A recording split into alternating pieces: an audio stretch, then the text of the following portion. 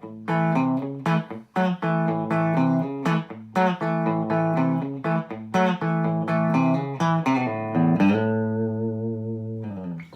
everybody, my name is Nick Champeau and I am coming to you with a brand new lesson on honky tonk rhythm guitar playing. I'm going to show you a riff that works great in a number of different songs, including Keep Your Hands to Yourself and A Little Less Talk and a Lot More Action. What we're going to do is start by looking at the riff in a simplified form so that we can really get the hang of hybrid picking, which is using your fingers and your pick together to play the guitar.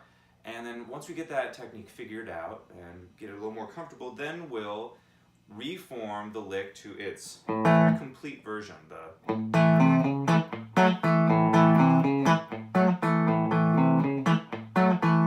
At the very end of the lesson, I'll show you how to take this same pattern and move it into a couple of different chord shapes so you'll be able to play an entire song with this rhythm pattern.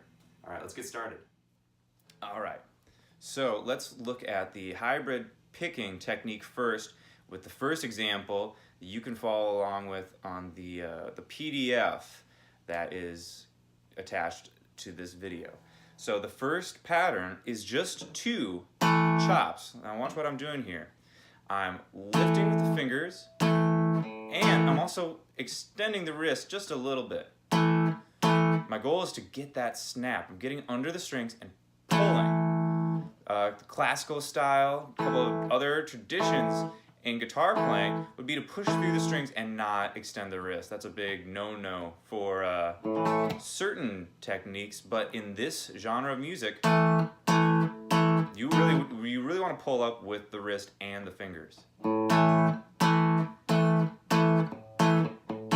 So this is the first pattern. It's got the chop on the and of 1, the upbeat of 1, and the downbeat of 3. So 1 and 2 and 3 and 4 and 1 and 2 and 3 and 4 and 1.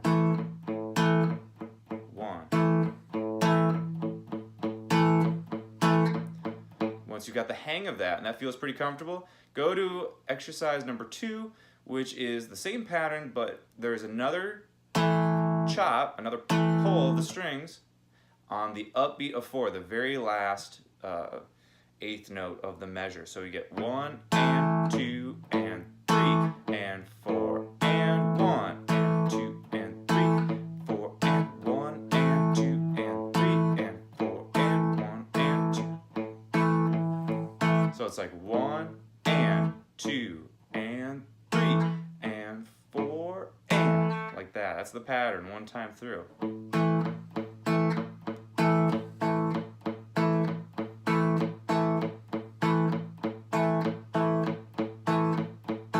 There it is.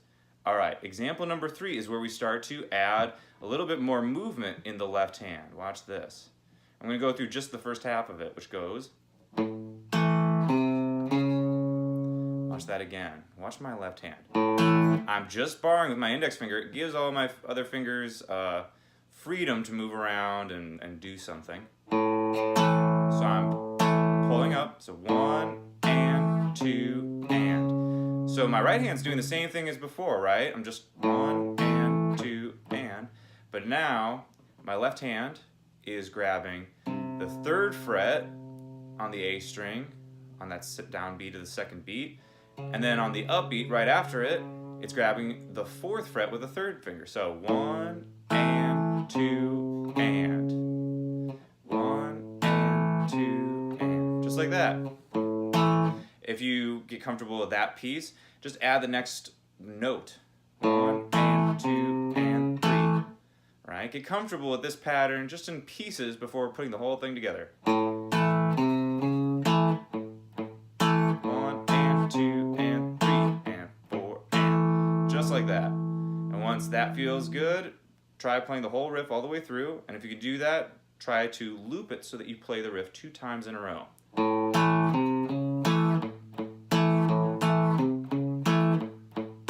Just like that, 2 times in a row. Now, once you've got that worked out, go to the 4th exercise, and this is the full pattern right here.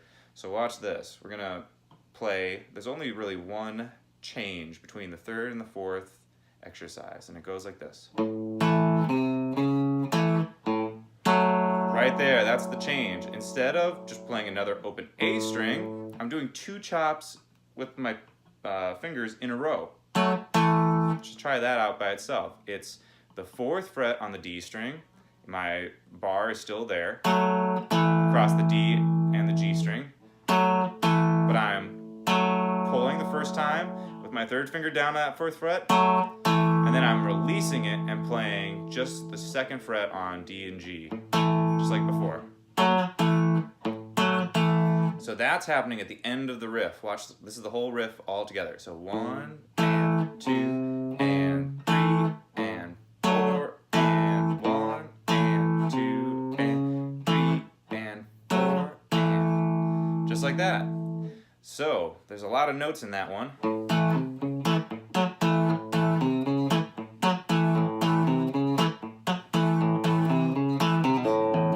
So I want to just point out one other thing as we're working on this, now that we've worked up all the way to exercise number 4. As you work through these patterns, really focus on keeping those chops on the upbeat of 1 and the downbeat of 3, just like the only chops that are in the first exercise, the 1, 2, and 3, and 4. Try to keep those notes nice and short. The musical term for that is to play them staccato. You want nice, short, percussive, rhythmic sounding notes. Now if I hold those notes out for a very long period of time, the riff loses some of its rhythmic power.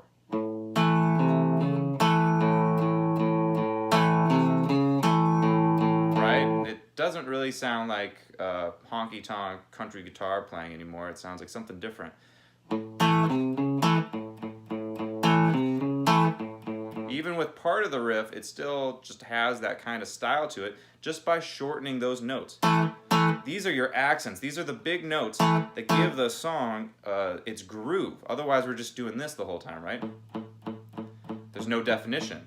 So when we get to those chops, and this is why we're getting under the strings and pulling up, you can hear there's a percussiveness to it. You can be hearing the strings hit the frets.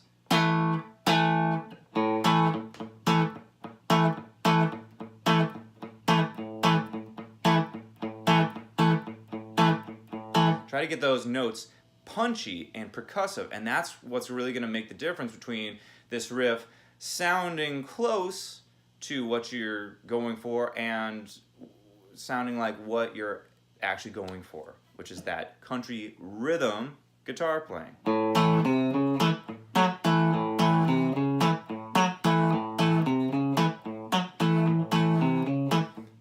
You can hear in that very last note, the last chop, it's the only one that I'm really leaving for very long, right? All the other ones are cut nice and short. That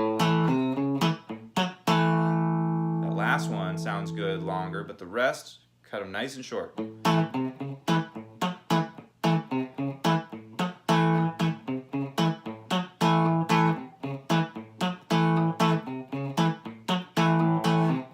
Now, in order to take the same pattern and move it to other keys or other chords, just grab those other open voicings. Now you know the E power chord, hopefully. If not, do the same pattern that we were just doing in the key of A, but we're going to move everything over a string set. So instead of being on the A, D, and G string, we're going to move it over to E, A, and D.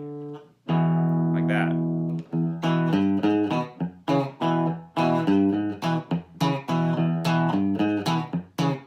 At the beginning I wasn't really getting under the strings at first, and then I started doing that. You hear the difference. Kind of sounds kind of limp, right? And then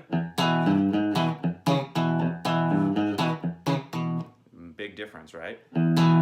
Just takes a little bit more pull to get those strings because they're a heavier gauge. So there's E, and then the other one would be D. This is just like an abbreviated version of your open D chord.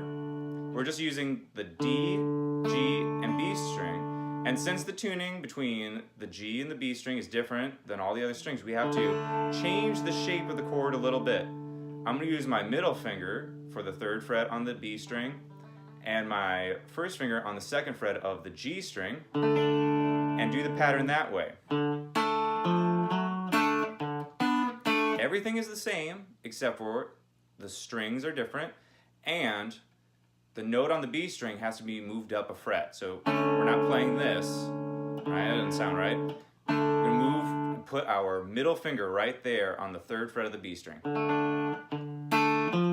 And just like before, moving from the 3rd to the 4th fret. Now with this one too, I'm using my 3rd finger for both the 3rd and 4th finger. You can do that, or for 3rd and 4th fret, you can do that, or you can go. I kind of like the slide more. It's a little more simple. Now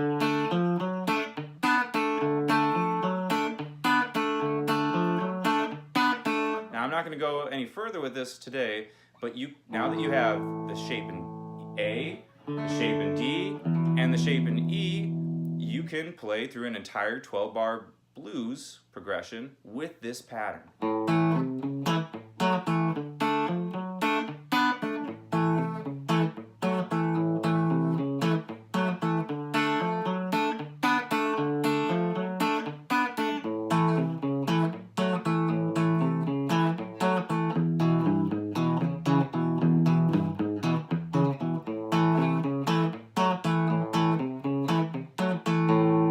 Like that. All right, well, I hope this was helpful. Please let me know if you have any questions or comments. Just leave them in the comments section below. Otherwise, I'll see you in the next lesson, and keep on playing. Thanks for watching.